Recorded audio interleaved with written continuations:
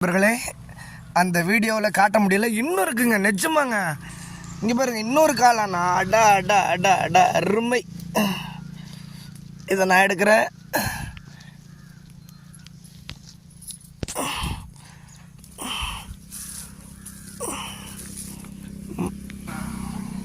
மண்ணு கொஞ்சம் ஸ்ட்ராங்காக இருக்குது. இங்கே பாருங்க, அப்படியே அடா அடா. நிஜமாங்க, இது மாதிரி இந்த வருஷம் நீங்கள் காளான் பறிச்சிருக்கீங்களா? பறிச்சிருந்தீங்கன்னா கண்டிப்பாக கமெண்டில் வாங்க.